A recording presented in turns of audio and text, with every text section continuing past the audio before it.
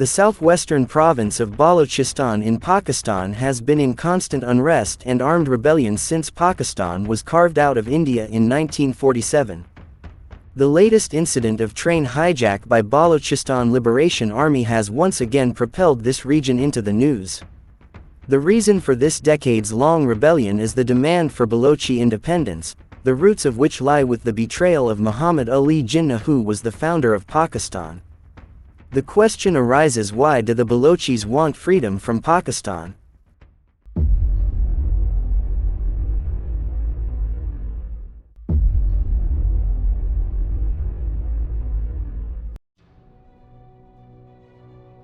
Balochistan is Pakistan's largest and most sparsely populated province.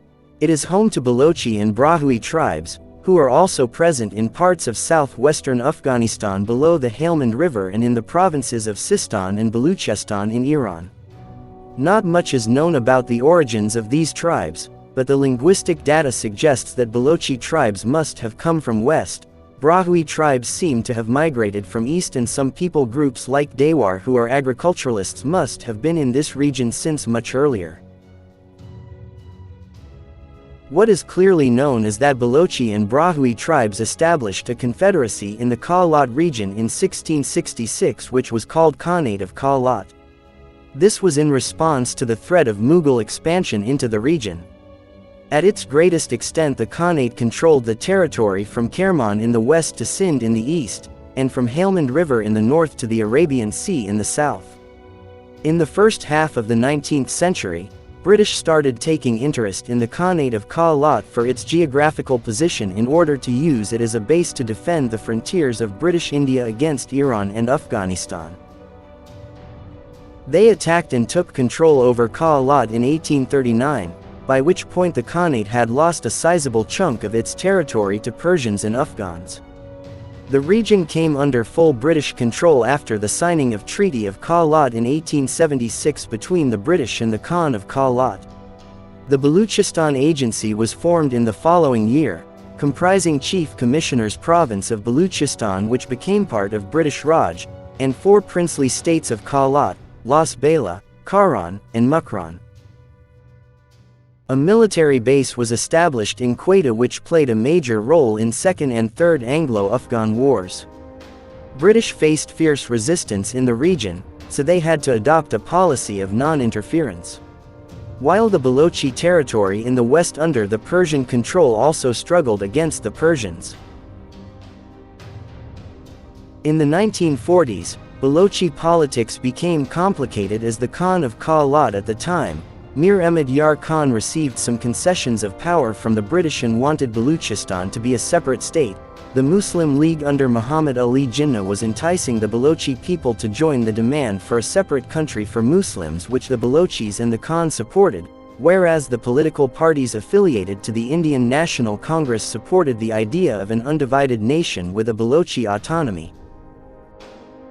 After India's partition, Balochistan became an independent state on 15 August 1947. But the first issue arose from the fact the Chief Commissioner's province of Balochistan, which was under direct British rule, had been transferred to newly formed Pakistan, which began to arm twist the Balochis to merge with it, despite Jinnah initially supporting the Khan's claim for Balochi autonomy. This U-turn may be attributed to the fact that the British calculated a risk from the foreign powers if Balochistan was allowed to remain independent.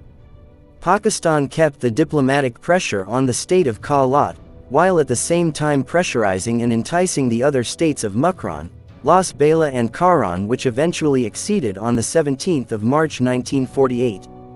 It meant that Kalat was alone in its predicament, and even if it was to remain independent, then it would have lost most of its territory and would be landlocked without any sea access.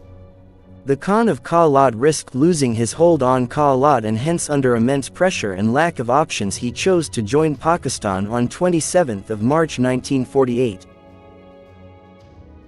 Revolts against Pakistan in Balochistan started almost immediately after the accession of Balochistan to Pakistan, led by the Khan of Kalat's brother, which were quelled in 1950. Another wave of rebellions occurred in mid-1950s after the province of Balochistan was dissolved and merged with other provinces to form the province of West Pakistan under one-unit policy. It meant less political representation for Balochistani tribes. The violent guerrilla attacks were stopped by the Pakistanis militarily by late 1950s.